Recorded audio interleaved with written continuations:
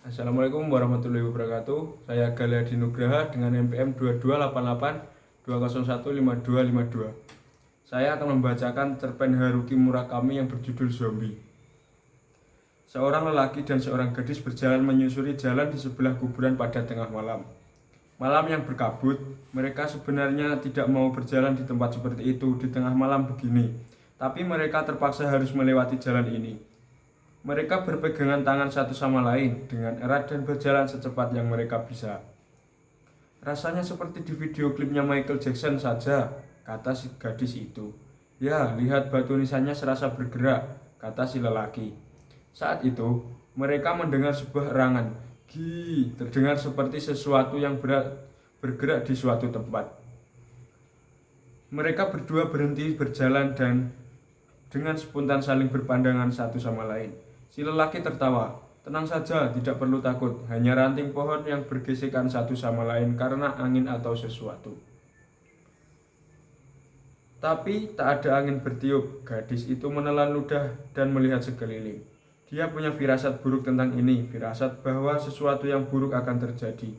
Ada zombie, tapi mereka tidak mendapati hal semacam itu. Tidak ada tanda-tanda bahwa orang mati telah bangkit, sehingga mereka berdua mulai berjalan lagi. Gadis itu merasakan wajah sang lelaki itu berubah dengan anehnya jadi kaku. Mengapa kau berjalan seperti seorang pelacur? Tanyanya tiba-tiba. Aku, tanya gadis itu terkejut. Apakah aku benar-benar jalan seperti pelacur?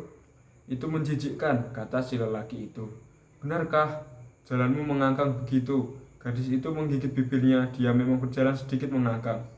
Sebab bagian bawah sepatunya sedikit terkelupas. Tapi itu bukanlah sesuatu yang buruk bagi siapapun untuk langsung menyadarinya dan menggunjingkan soal itu padanya. Tapi gadis itu tidak mengatakan apa-apa. Dia mencintai lelaki itu, dan lelaki itu pun mencintainya. Mereka berencana menikah bulan depan, dan dia tidak ingin membuat pertengkaran konyol. Aku mungkin sedikit mengangkang, pikirnya.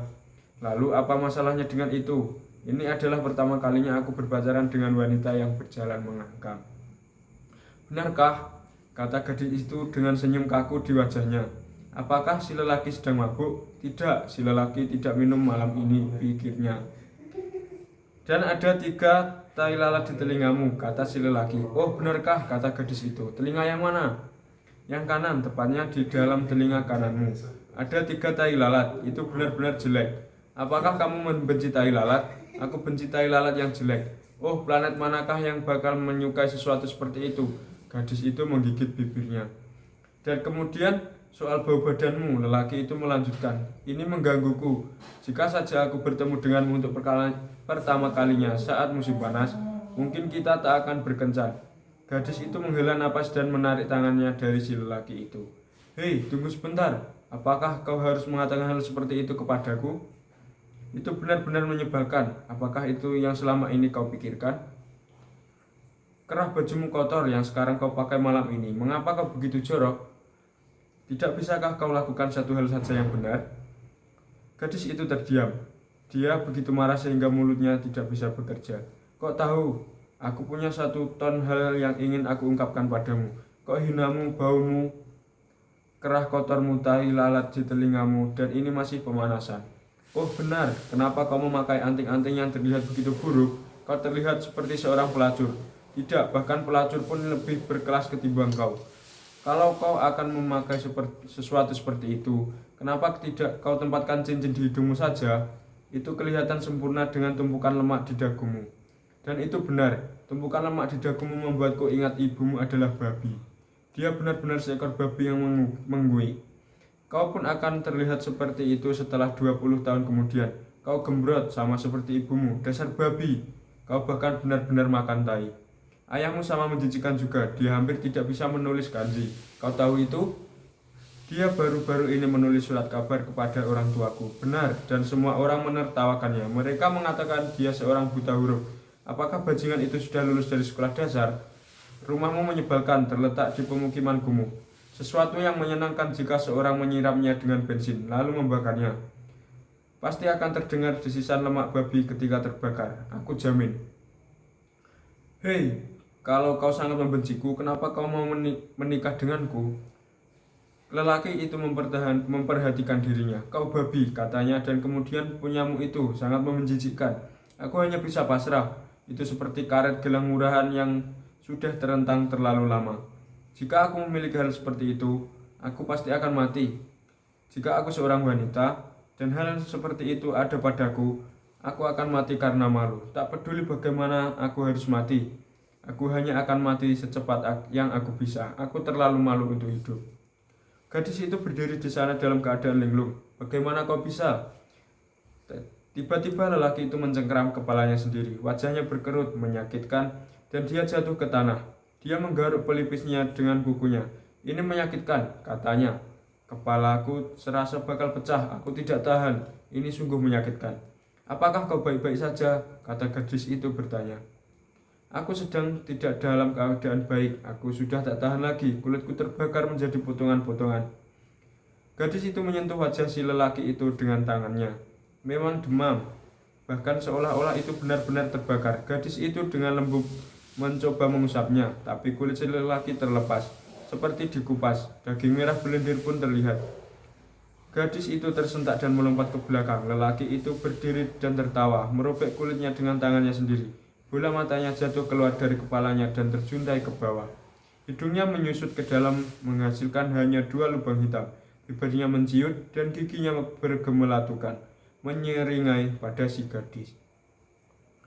Alasan aku untuk bertahan denganmu begitu lama adalah untuk makan daging babi berlemakmu. Kenapa lagi aku mau berkencan dengan seseorang sepertimu? Tapi kau terlalu bodoh untuk menyadarinya. Kau idiot ya, kau idiot ya, kau idiot ya. Hehehehehe. Dan kemudian gumpalan daging itu mendekat mengejarnya. Si gadis mulai berlari, tapi dia tidak bisa melarikan diri dari gumpalan daging yang terhuyung-huyung di belakangnya. Di tepi kuburan, tangan berlendir itu berhasil mencengkeram kerah baju si gadis. Dia menjerit dan berteriak. Lelaki itu memeluk tubuh si gadis itu. Tenggorokannya kering. Lelaki itu menatapnya sambil nyengir. Ada masalah apa? Apakah kau mendapat mimpi buruk? Gadis itu duduk dan melihat sekelilingnya. Dia telah tidur dengan lelaki itu di tempat tidur di sebuah doket, di sebuah hotel dekat danau. Dia menggeleng. Apakah aku menjerit? Beberapa kali, kata si lelaki tertawa. Jeritanmu benar-benar keras. Aku yakin semua orang di hotel mendengarnya. Aku berharap tidak ada orang yang berpikir aku sedang mencoba membunuhmu. Maafkan aku, katanya. Tidak apa-apa, jangan khawatir tentang hal itu, kata lelaki itu. Kau bermimpi buruk? Kau bahkan tidak bisa membayangkan betapa buruknya mimpimu itu. Apakah kau mau menceritakannya? Aku tidak ingin berbicara tentang hal itu, katanya. Akan lebih baik jika kau menceritakannya. Jika kau membicarakan masalahmu kepada seseorang, maka semua gemetaran buruk itu akan hanyut.